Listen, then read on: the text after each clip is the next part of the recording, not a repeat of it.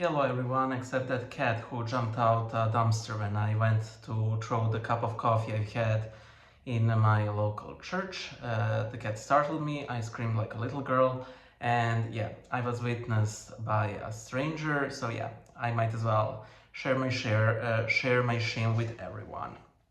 So the topic of today's video is what if I were an evil content creator? And there are a couple of things that inspired me to make this video. The first one is my friend Milos. He once said, if I weren't a Christian, I could earn so much more money, implying that if he was dishonest, if he had no scruples about, swindling people and so on and so forth. The second thing is, at one of my previous workplaces, I worked as at customer support, and me and my boss, we were in this chat with one of our clients, and my boss said, you need to input your card number, and that guy flat out sent us the picture, two pictures, both sides of his credit card, and I was just, shocked. Immediately, I get a call from my boss, and he's like, "You did not see this," and no, I did not see it. But if I did not have scruples, if I were a really evil person, I could have misused that info. And the third prompt for this video is the previous video on Brother Nathaniel. To be quite honest, while I do not consider that video a hit piece, as it were, I hate that and I knew that it would get that many views because it's in our human nature, right? We like drama, we like putting people down, we like arguments. And this is what I often like to parody, is like if I posted a video called humility in the Gospel of Matthew, it will get like, I know, 100 views. But if I post a video that goes like my experience with the demonic at 3 a.m.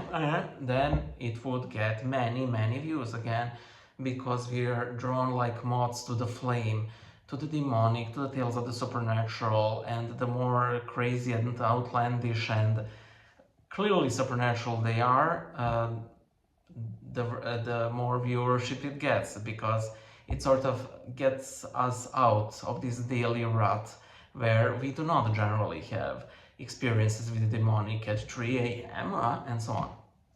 So the idea for this video is how would I make my channel in order to, if I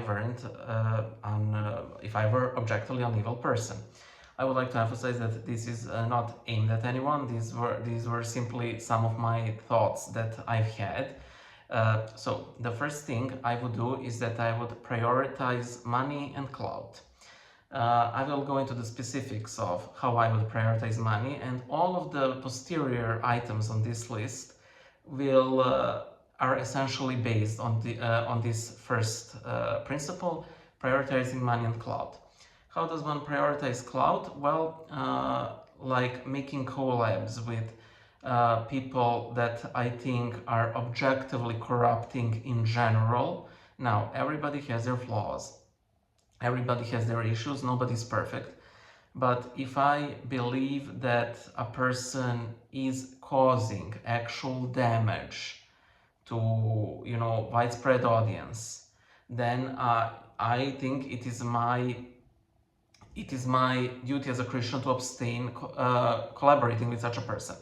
There are people who think that have the opposite approach, that they think that they will get a little light of Christ in that person's audience. And listen, if you honestly believe this is a valid approach. I don't mind it.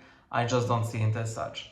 So yeah, money and clout come first. And when I say clout, it's like, subscription numbers, it's reputation, it's cult of personality, what have you. All of these things where you're seen as this great, terrific, popular guy, but mostly popular. That one's the most important one. The second principle I would have is to inflame passions. And again, this one, all of the following items on this list are essentially based on this.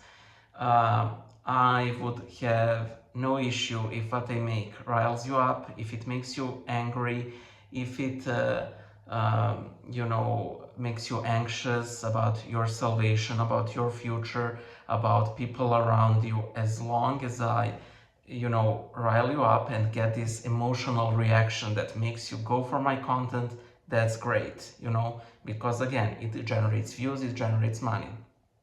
The third thing is that as an evil content creator, specifically of a Christian kind, is to advise you not to go to your local church.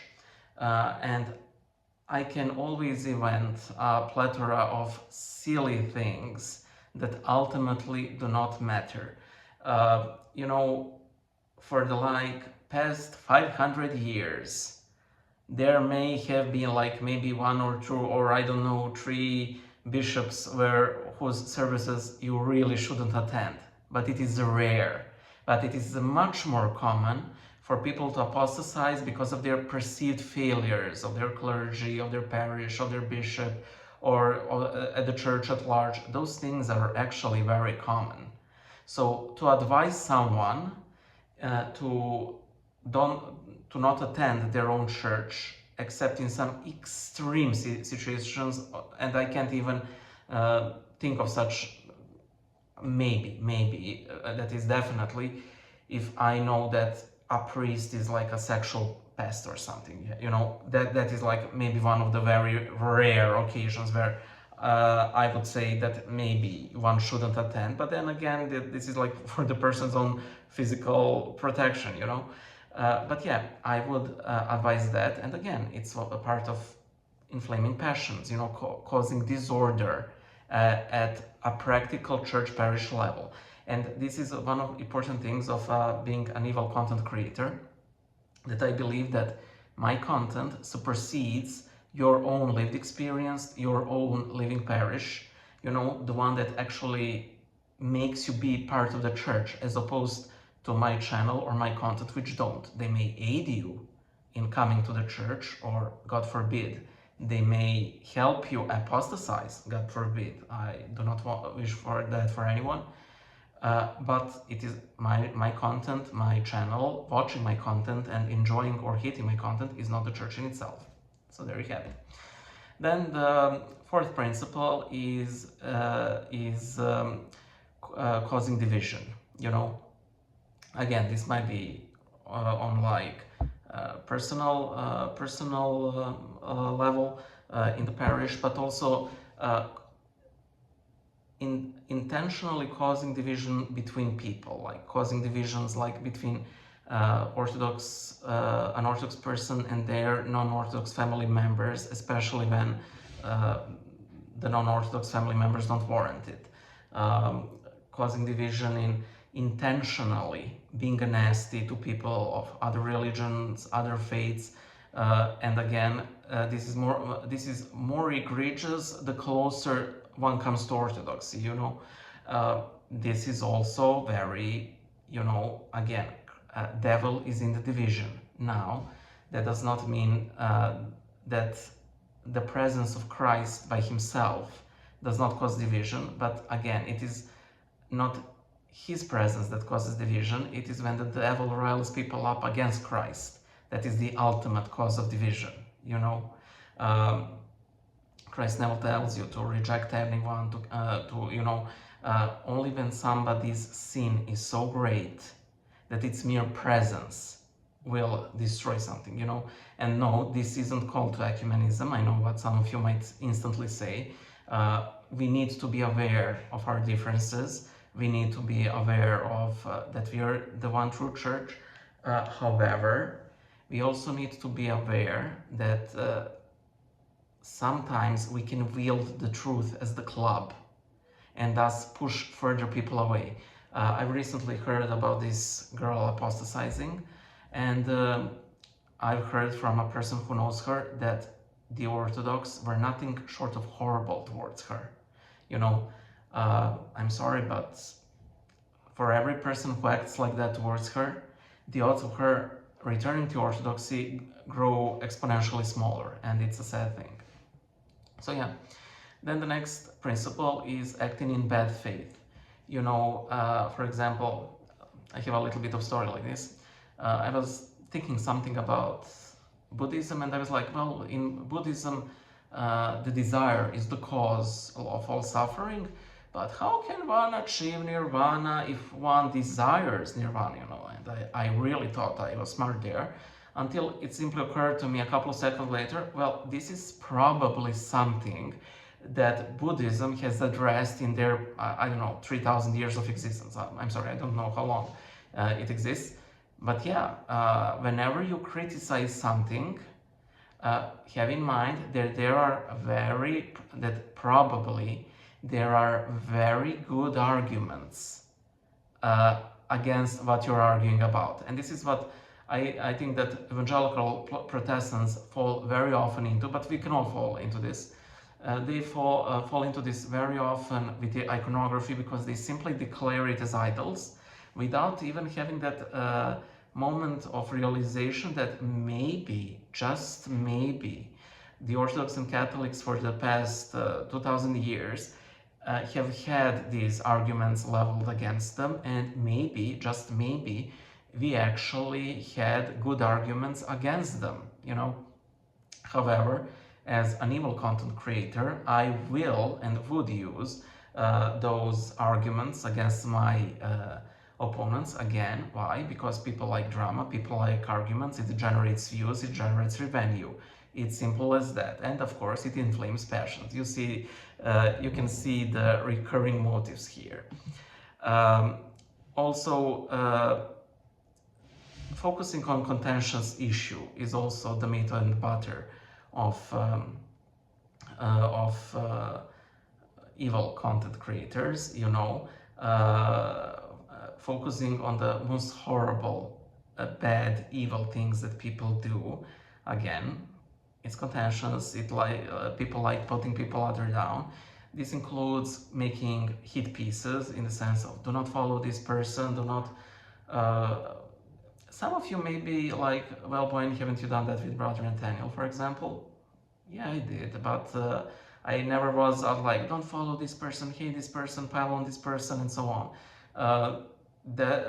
Making valid criticism without passion, without falling into a rant, is a valid approach. But very often, and usually, when it begins with "do not follow this person," it's generally a hit piece, and it generally presents arguments in bad faith. And sometimes the evil content creator isn't even aware of it. Some of you may be like, well, when haven't you done all of these things? Well, yeah, I'm a bad person. I try not to be. I really try not to be. I'm trying to be better, but I fail. And I try again and again, I fail.